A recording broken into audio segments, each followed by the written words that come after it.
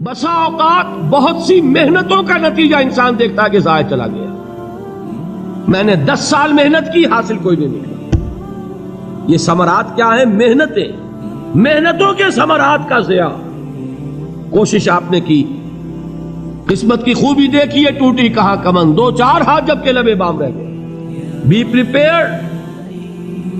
ایک شاعر کے یہ اشعار ہیں، وہ کمیونسٹ تھا، میں نام بھی نہیں لیتا، لیکن یہ کہ یہ اسی انقلابی، چونکہ ان کا بھی ایک انقلابی نظریہ ہے، انقلابی عمل میں یہ سارے مراحل آتے ہیں.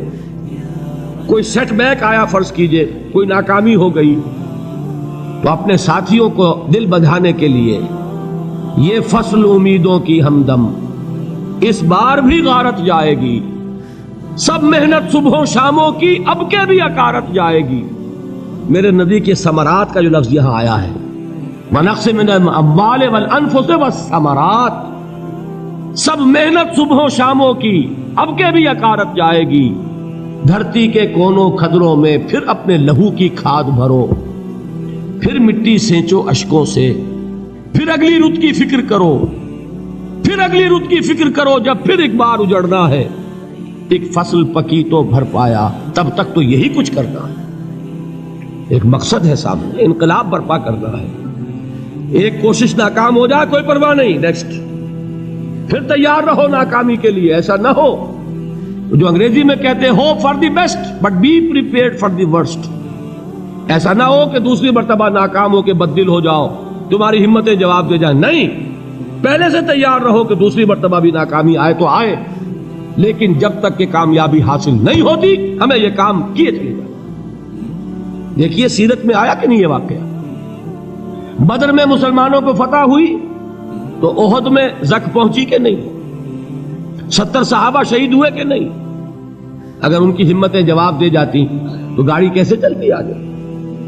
تو فرمایا وَلَنَبْلُوَنَّكُمْ بِشَيْءٍ مِّنَ الْخَوْفِ وَالْجُوعِ وَنَقْصٍ مِّنَ الْأَمْوَالِ وَالْأَنفُسِ وَالثَّمَرَاتِ. ہم تمہیں لازماً آزمائیں گے، خوف کی کیفیت سے، فقر و فاقے کی کیفیت سے، بھوک سے، جان کے نقصان سے، مال کے نقصان سے، محنتوں کے حاصل کے ضائع ہو جانے سے. وَبَشِّرِ الصَّابِرِينَ، اور اے نبی بشارت دیجئے صبر کرنے والوں.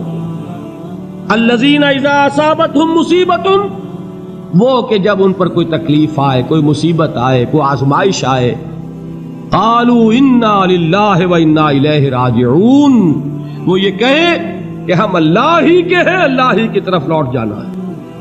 یہ وہی انداز ہے جو میں نے فارسی کا شعر سنایا تھا آپ کو کہ سرے تسلیم خم ہے جو مزاج یار میں آئے. وہ ہمارا مولا ہے، ہمارا آقا ہے. اگر اسے یہی منظور ہے تو ہمیں بھی یہی منظور ہے. میں نے تسلیم و رضا کی بات کی تھی نا، آپ کو کچھ شعر سنائے تھے. ایک شعر اور سنیے، اور یہ کس کا ہے؟ محمد علی جوہر کا. ایک مرتبہ جیل گئے، ان کی ایک بیٹی جوان بیمار ہوئی، فوت ہو گئی. باہر چھوڑا انگریز نے، جاؤ بھائی دفن کر دو بیٹی کو. دوسری مرتبہ جیل گئے، دوسری جوان بیٹی اسی مرض میں مبتلا ہوئی. اب یہ جیل میں ہے، خبر پہنچی کہ دوسری بیٹی کے اوپر بھی اسی مرض کا حملہ ہوا ہے. ایک نظم لکھی ہے جس کا آخری شعر یہ ہے، تیری صحت ہمیں منظور ہے لیکن اس کو نہیں منظور تو پھر ہم کو بھی منظور نہیں. یہ ہے، جب تک یہ کیفیت نہ ہو اس میدان میں آدمی ثابت قدم نہیں رہ سکتا کہ میرے رب کو اگر یہ منظور ہے تو یہی مجھے منظور ہے، اور تیری صحت ہمیں چاہیے تو ضرور، لیکن ہمارے رب کو منظور نہیں تو ہمیں بھی منظور. راضی برضائے رب. وَبَشِّرِ الصَّابِرِينَ الَّذِينَ إِذَا أَصَابَتْهُمْ مُصِيبَةٌ قَالُوا إِنَّا لِلَّهِ وَإِنَّا إِلَيْهِ رَاجِعُونَ. نہ شود نصیب دشمن کے شود ہلاک تیغت، سر دوستہ سلامت کے تو خنجر آزمائے. اولئک علیہم صلوات من ربہم ورحمہ، یہی ہیں وہ لوگ جن پر ان کے رب کی طرف سے عنایتیں ہیں اور رحمتیں ہیں. وَأُولَٰئِكَ هُمُ الْمُهْتَدُونَ، اور یہی ہے وہ لوگ جو کامیاب ہونے والے ہیں، ہدایت پانے والے، ہدایت یافتہ. اسی سورہ بقرہ میں ذرا آگے چل کر، یہ تو ہے 20واں رکوع، 19واں رکوع 21ویں رکوع کی پہلی آیت ہے لیس البر ان تولوا وجوہکم قبل المشرق والمغرب ولکن البر من آمن باللہ والیوم الآخر والملائکۃ والکتاب والنبیین وآتى المال على حبه ذوي القربى واليتامى والمساكين وابن السبيل والسائلين وفي الرقاب وأقام الصلاة وآتى الزكاة والموفون بعهدهم إذا عاهدوا والصابرين في البأساء والضراء وحين البأس۔ اب یہ آیت جو ہے سورۃ العصر میں جو مضامین آئے تھے سارے اس میں موجود ہیں۔ وہاں ایمان کا لفظ آیا، یہاں 5 ایمانیات کی تفصیل آ گئی، اعمال کی تفصیل آئی، اور آخری بات وہاں کیا ہے وَتَوَاصَوْا بِالصَّبْرِ، اور یہاں کیا ہے وَالصَّابِرِينَ فِي الْبَأْسَاءِ وَالضَّرَّاءِ وَحِينَ الْبَأْسِ، اور صبر کرنے والے، اصل نیکی ان کی ہے جو صبر کریں، کس میں؟ جنگ کے وقت، ذرائے، بأسائے، بأسا کہتے ہیں فقر اور فاقہ، واحد آئے گا باس تو اس کے معنی جنگ، اور باسا جمع میں آئے گا تو فاقہ، فقر، بھوک، اور ذرائع جسمانی تکلیف، ضرر، جسمانی تکلیفوں میں صبر کرنے والے، فقر اور فاقے میں صبر کرنے والے، اور جنگ کے وقت صبر کرنے والے، اولئک الذین صدقوا واولئک هم المتقون، یہ ہیں وہ لوگ جو صبر کرنے والے ہیں، یہ ہیں جو سچے ہیں، جو اپنے دعوے میں نیکی کے اور ایمان کے صادق ہیں، اور یہی وہ لوگ ہیں جو متقی۔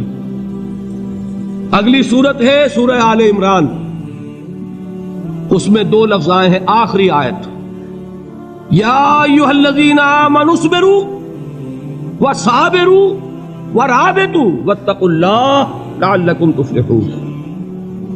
دیکھیے یہاں صبر اور صابر جو تعلق جہد اور جہاد کا ہے وہی ہے صبر اور مصابرت۔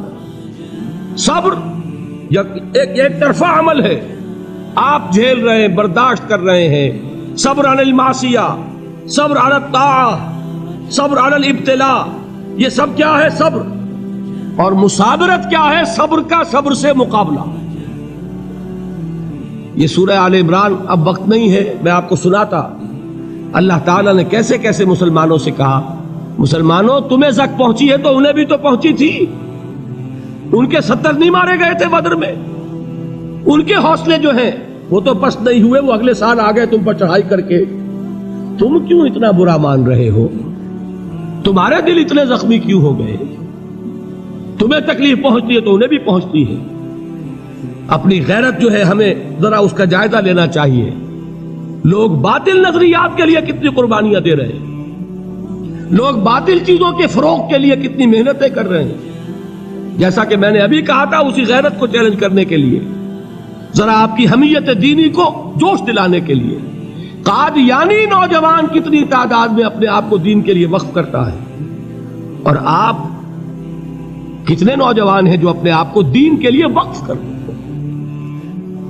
اور ہوں وہ کھاتے پیتے گھرانوں کے لوگ۔ یہ نہیں ہے کہ اگر کوئی اور کام نہیں کر سکتا تو پھر یہ ہے کہ وہ دین کے کام میں لگ جائے۔ باصلاحیت لوگ، کھاتے پیتے لوگ، ذہنی استعداد رکھنے والے لوگ، اونچے گھرانوں کے لوگ، وہ وقف کریں اپنے آپ کو دین کے لیے۔ اس کے بغیر کیسے باہر آ جائے گی، کیسے رونق آ جائے گی؟ تو دنیا میں باطل نظریات والے جو ہیں، یہ بات کہی گئی ہے، مسلمانوں تم اگر توحید کے لیے لڑ رہے ہو، دیکھتے نہیں ابو جہل کو، اس نے گردن کٹوائی ہے شرک کے لیے، شرک کے لیے گردن کٹوائے، اور تم توحید کے لیے گردن کٹوانے کو تیار نہ ہو۔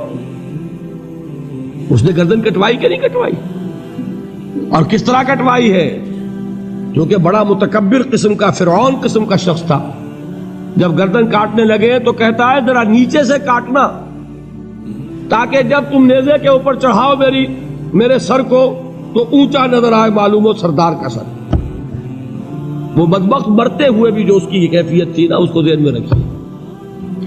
تو یہ اس لوگوں نے قربانیاں دی، جانیں دی، تو فرمایا اگر تم ان سے زیادہ قربانی نہیں دو گے، جو نوٹ کر لیجئے اس کو، مجرد اگر حق کو غالب کرنا اللہ کے ذمے ہو تو آنے واحد میں غالب کر دے گا، تمہیں تکلیف ہی دینے کی ضرورت نہیں۔ سمجھ رہے؟ کیا اللہ کے مقابلے میں کوئی باطل کی طاقت ٹھہر سکتی ہے؟